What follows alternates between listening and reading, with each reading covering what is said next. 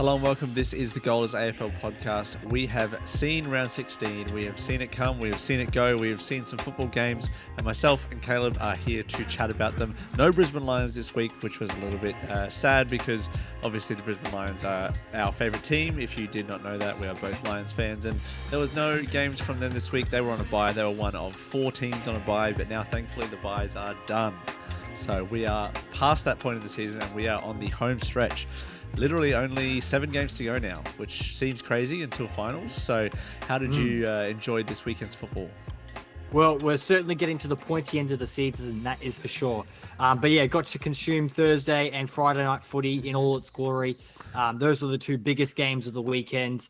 And then we had a few mediocre, bland affairs over the Saturday and the Sunday, which I think is fair to say. A lot of people were saying that was a very bland and meh kind of week of football besides a couple games. And next week, if you're looking at the games, it's not exactly a blockbuster set. There's a lot of top teams versus bottom teams.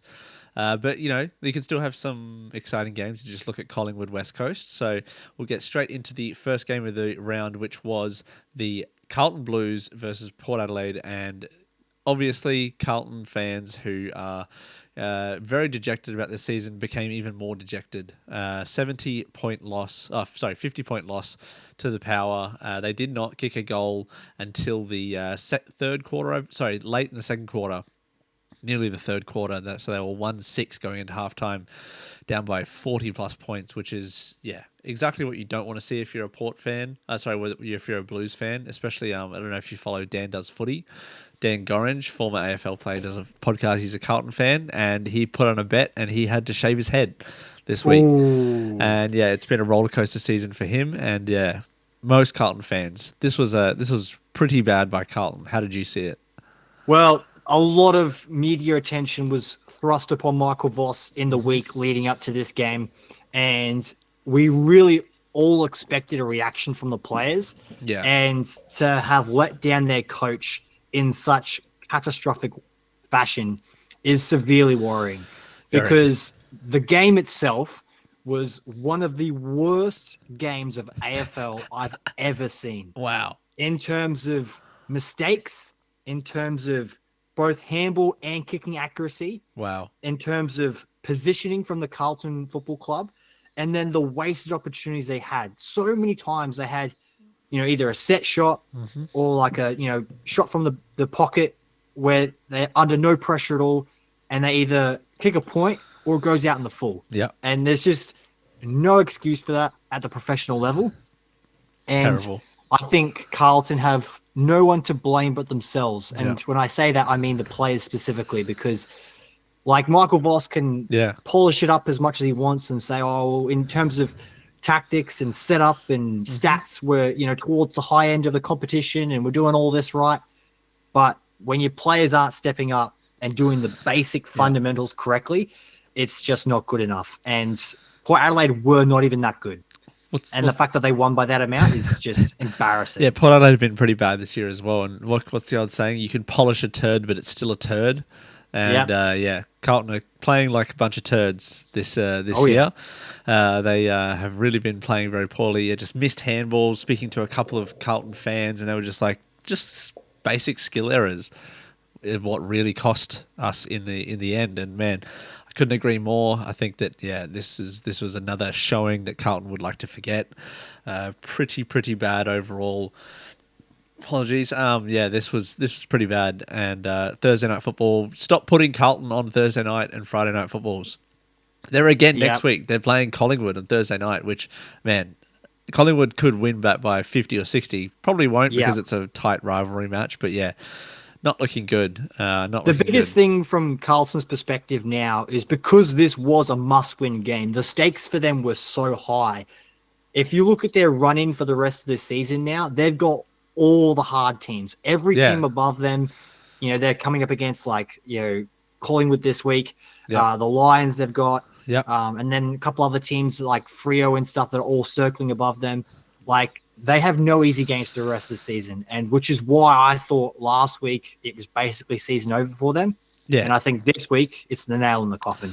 Yeah, and I think the gap between the ninth position and 10th position grows a little bit now. I think it's well, it didn't grow, but it's still stayed at I think 8 points. So yeah, you've got a couple games between them. So I think that this is not the end of the season for Port, but yeah, it's getting close. And Ken Hinkley keeps his job for another week. So we'll move on to Indeed it does. we'll move on to the game of the round. I feel, which was Oh, Sydney mate, versus absolutely. Bulldogs. This was a cracking game between two teams who are somewhat towards the bottom of the eight. Fighting for an eighth position. Sydney probably out of it by now, but they lost to the Bulldogs, and the Bulldogs played really, really well. They had, I forgot how many goals they had at the start of the third quarter. Yes, they were 14-6 at the start at the end of the third quarter, which is a really good efficiency. And as you can see by that worm, just going back and forth in that third quarter. It was a very, very awesome, like back and forth, free flowing game. Really enjoyed this one. Sydney, this is pretty much season done. They looked okay, but just Bulldogs, I guess, showing their class with some of their really, really good players. How did you watch this one, and where did you watch this one? I watched it at home, Okay. but I actually disagree with you in the sense that this is not season over for the Swans, because yes, they're on similar amount of points and table position to Carlton. Yeah. In terms of play style, effort, and intensity, it's not even in the same league. Like Sydney are way beyond everything Carlton has put out this year, and it's just unfortunate for them they've not won as many games as they probably should. But this game was awesome. Like, this felt like an elimination final where both of the teams knew what was at stake in terms of, they want to get into the eight, and these are the teams that are going to be, either just making it or just missing out. And I absolutely loved the contest. It was very fierce. It was very aggressive. And from a neutral's perspective, I just wish every game was like this, because it was so entertaining, because there were plenty of goals, plenty of action-packed moments. And commentary was great, so I love it. Well, I watched Fox, so I don't really watch any of the I Channel watched 7. Channel 7, and that's Yeah. why I'm trying to throw that fishing line out for you to bite on. Well, I just watch Fox because I don't have free to air, so Yeah, I'm fair not enough. gonna bother with that if I just have KO.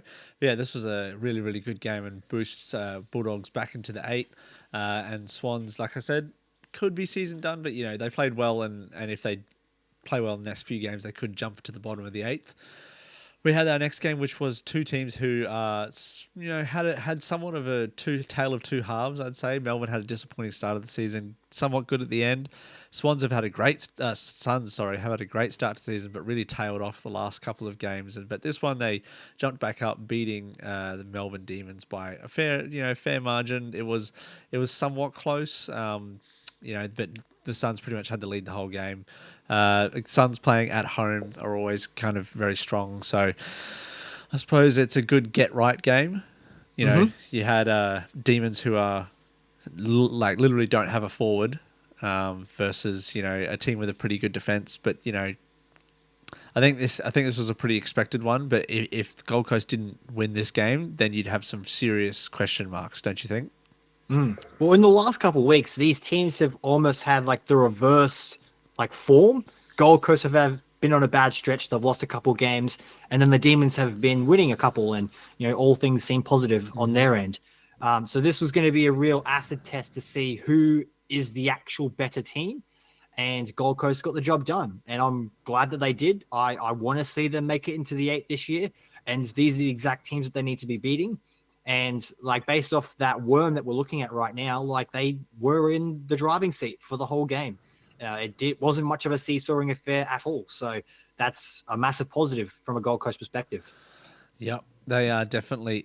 Sorry, it's a little bit cold here in Brisbane, and I've got a little bit of sniffles because it's getting the weather's a little bit cold. So I'm sure obviously in Melbourne it's a lot colder. And one of the games we'll talk about was a few people were at the game and they were actually one of the coldest. Felt like it was the coldest game they'd ever been to down in Launceston. So good get right game for the Suns and Demons.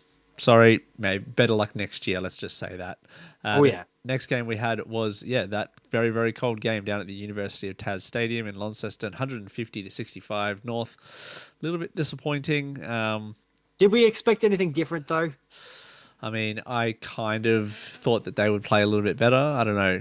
It's probably a combination of the Hawks being a little bit down on form and North being on the up. But yeah, this was pretty disappointing, and the Hawks kind of used this as their second home stadium, and they pretty much romped away with a win, basically leading the entire game. And I don't know, the weather probably had an effect as well on North, perhaps. The familiarity, Hawthorn have been there, played there already this year. They played there against Adelaide, so it's one of those things. But then again, North Melbourne play in Hobart, so it's not like they're miles apart in terms of not knowing what the conditions will be. Did you see any highlights or big moments from this game? I did not, no. But the Hawks winning this by such a vast margin is not a surprise in my book. Like, these teams are at the top and at the bottom of the table, deservingly so. And as much as I've been impressed by North Melbourne in some individual games, their consistency is not where it needs to be a competitive AFL outfit. Not and at this point. Alistair Clarkson coming up against these old folks, it's always going to be a media sell, but not a game or not a contest in the game, that's for sure. Yeah, it was a little bit lackluster. And again, I think if this game was happening in a 9 slate window, 9 game window of no buys, it probably would be a mid Sunday afternoon, mid Saturday. Like, this would not be kind of in the limelight like it was this week, simply because of the lack of buys. A game again that probably would have been hidden in the 1:10 p.m. game was Collingwood versus West Coast, the Battle of the Big Birds. And this was actually one of the closest games of the round, which was surprising for a lot of people, myself included. West Coast even made it pretty close towards the end of the third quarter there, but then Collingwood kind of did what they always do and just kicked away. Dacos had a good game, of course. Harley Reid was a little bit low down on form. But yeah, this was a good win for Collingwood. And overall, they just continue to, they're 10 points clear now of the Lions. So I think you pretty much you would hope, if you're a Pies fan, you'd be getting the minor premiership at this point. And the West Coast is still stuck on one win. Any thoughts from this game? Well, there was a couple of moments where we heard the score, and I'm like, oh, baby, this is the moment where we get an upset and we have something interesting to talk about on the Goalers AFL. But as you said, very perfectly, in the fourth quarter, the Magpies just flicked a switch, got the job done, won comprehensively. Enough said. Yeah, they kind of showed their mettle, and I suppose that the Eagles really fell away towards the end there. But I suppose you can take something from it, but again, not exactly what you'd want to be seeing as a season from the West Coast Eagles. The next game, which we did have, was another blowout. Again, this is what I'm talking about. We didn't have a great slate of games. These were all kind of blowouts, and it's one of those weeks that sometimes weeks just fall apart, as in the quality of games. Just midwinter, mid-season, some of these teams have almost given up in terms of Adelaide have all to play for. What do the Tigers have to play for here? They're kind of falling away. I would say some of the results the last few weeks have been a little bit disappointing from them. And Adelaide just continue to kind of show how good they are. Rankin kicking goals, Thilthorpe kicking 5 goals. There was one moment in this game, I don't know if you saw the striking from Tom Lynch. I did not, no, but that doesn't surprise me in the slightest. He basically just roundhouse, open hand punched some guy. Wow. I can't remember who the defender was, but probably going to be missing a few weeks for that one. So, again, I don't know what Richmond have to do. I suppose this begs the large question, do you now believe in Adelaide? Is this the team that you think can go further on in the finals if they finish, especially in the top 4? Do I think Adelaide is the real deal? Yes, I do. The fact that they've been this consistent for this long, and they've had their coach in situ for the amount of years that he's been there, I think it's a recipe that has been in a slow cooker, for lack of a better term. And they are now just starting to simmer. And come finals time, it'll be their opportunity to show, is the meal that they have prepared nice and delicious to taste? Or is it going to be something that you put your mouth in and you're like, no, I don't want that. Overcooked. Chuck them back out straight to the finals. So I think Adelaide can be the real deal, yes. They're certainly going to make the 8. That's a certainty, I think. Yeah. And when they do get to the finals, I just hope that they get a good matchup and can show off what they are truly capable of, because they've got a litany of tall forwards at their disposal, which is not a common theme in the AFL. And I just want to see a new team get up there, get amongst it, and do well. Yeah. So yeah, go the Crows. I think people are excited for a new team kind of to be up and amongst it, and I think if they come up against like a Brisbane, Geelong, Collingwood, they could give those teams a good matchup. But I think there is definitely a bit of separation between that top four and the bottom eight, which we'll have a look at when we chat about the ladder. But there was another game, which was the last game on Sunday, which was Freo getting another win against St Kilda. St Kilda a little bit wasteful, 9-15 to 9-15-69, nice, to 11-15-81. You can see that Freo are back on their winning ways, 6 in a row. I don't know if we can get rid of the flake mantle. You know, I don't know if they're that flaky anymore. They're kind of had a bad start, but they've been pretty solid the last few weeks. You know, like are they legit? Are Freo legit? Well, this is the weird thing about them because they're only just in the eight. So there are teams around them that I think, in terms of play style, are equal to them. Like I think a Gold Coast Fremantle matchup in finals time would be quite interesting. Yeah. A Fremantle GWS matchup. Yeah.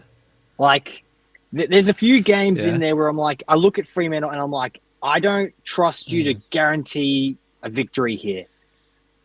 In saying that, though, their form has been quite good. Beating St Kilda, in my opinion, is no worthy not that good accolade.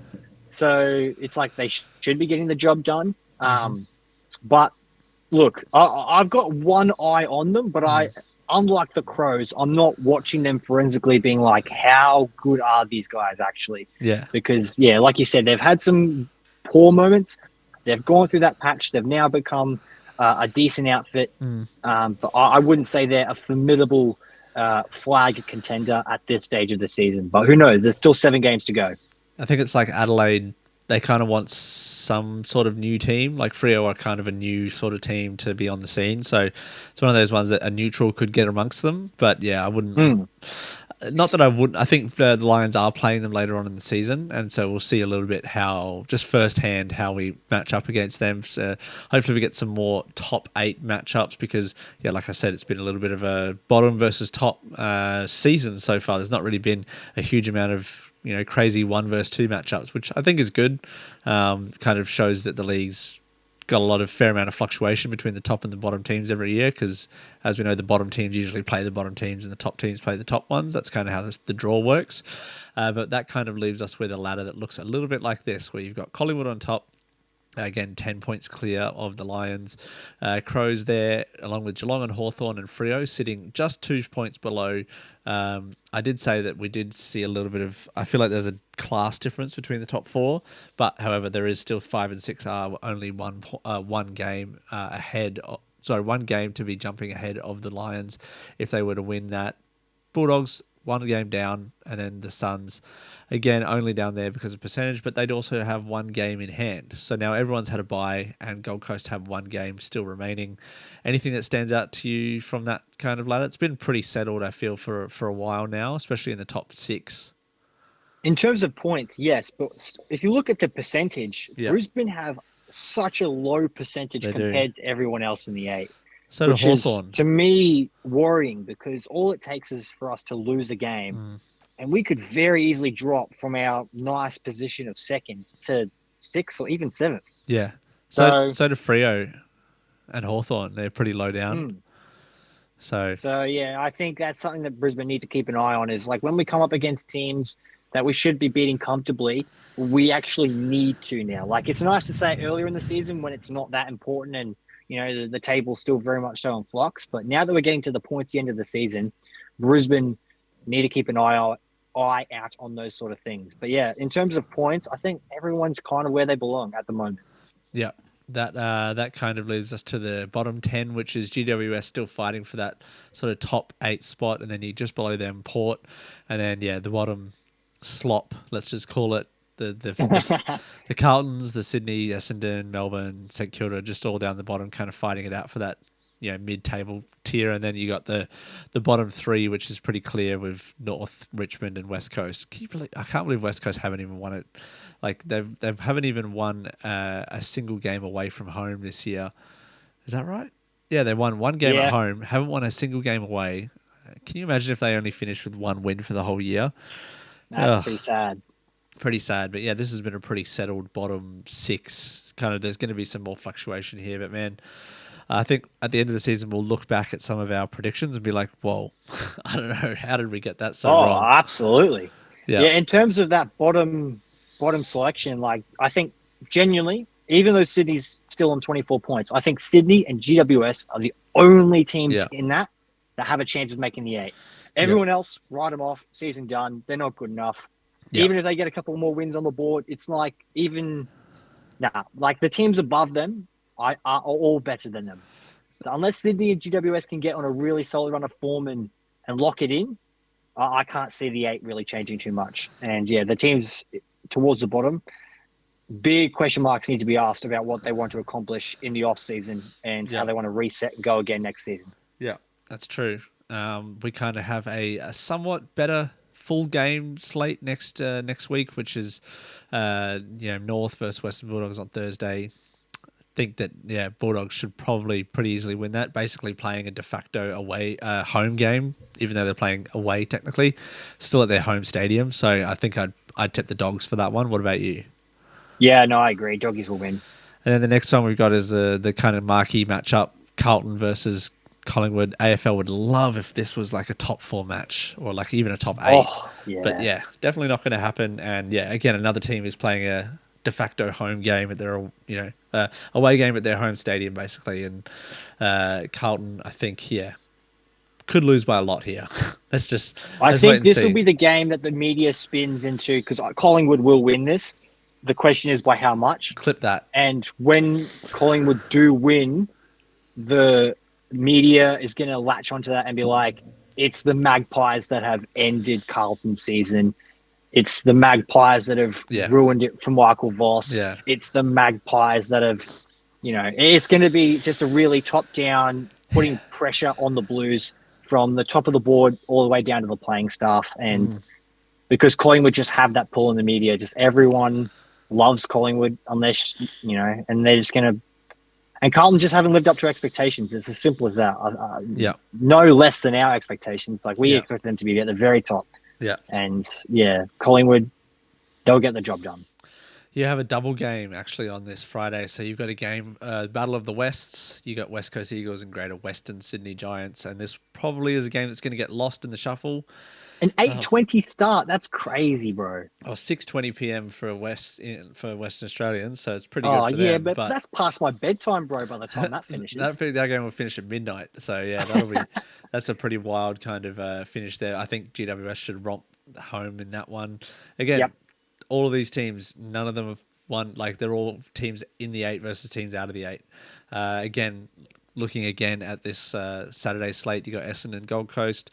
This is not a makeup of the game from the first round, but this is like the away schedule of that. So the Essendon was supposed to come to Gold Coast, but Cyclone Alfred ruined everything, and I think this will be actually a tight match. This might be a good one. Gold Coast again away, not usually that great. Essendon not been great all year. Who do you think will win this one? I think you might be onto something. I think this might be closer than people expect, but yes, Gold Coast should win this game, and I hope they do. I don't really expect it. No, I don't expect it to be like that good of a game, but I think that this will be a win for the Suns. I think the next game was a little bit more interesting. Cats versus Richmond again, a team in top four versus a team way down to the bottom of the eight. It's way down the bottom of the ladder, so I think Geelong by 1,000,000 here. This feels like a Yep. perfect Geelong game, 4:15 p.m. on a Yeah. Saturday afternoon. This is the kind of game where they just win by 60, 70 points. And then Yep. we've got the Gabba is back after 3 weeks away. You got the Lions versus Port Adelaide.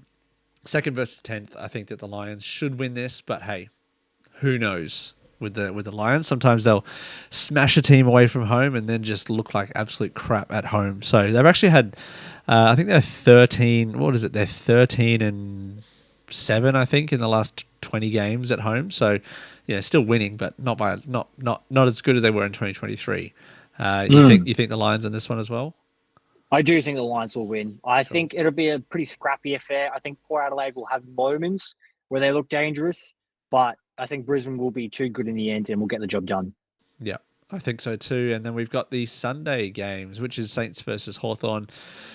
And then you've got Sydney and Freo, which actually should be a pretty good game. I know all of these are all, again, teams in the 8 versus teams out of the 8, but hey, that doesn't stop them from being close games. And Freo versus Sydney is a good game. Again at the SCG, 2 back-to-back games at home for Sydney, and then Crows at home versus Melbourne. So out of these, I'd probably, I don't know, I could see Sydney beating Freo, but all the other teams I'd pick Hawks and Crows, going for the teams above the ladder, on top, like higher up in the ladder. So I'd only see like one sort of, I suppose, upset in that one there, which could be the Swans ending their winning streak for the Freo Dockers. What do you think? Yeah, no, I agree. Hawks and Crows will definitely win their games. But yeah, I think that Sydney Fremantle game is the game of the round to me because, again, similar to some games in previous rounds where there's a lot at stake for both these teams, and the fact that they are even in quality, especially in terms of playing squad, I'm very intrigued to see how they match up. And Sydney need to win this game. And if Fremantle lose, it's not like alarm bells, big tragic situation like it is the Carlton Football Club, but it'll be like oh, damn it, this is one less chance we have to create that buffer and security for a top 8 spot. Yeah, that's true. So, some good games could be coming, but again, we're sort of at the end of the season. We're winding down. It feels like some teams are already locked in and may start resting players, like Collingwood could start doing that. It's really annoying that they've only had 2 losses this season and they've just been resting players left, right, and center. But hey, if they lose in the second round, in the first or second round of the finals, I'll be like, what was that all for? Anyway, enough of the Collingwood hate, even though we love to hate them. So again, hoping for a good round 17. That is round 16. Thank you so much to everybody for watching. Thank you so much to Caleb for joining me, making time out of your busy Monday to chat about football that happened over the weekend. And we'll see you guys next time. Have a good day.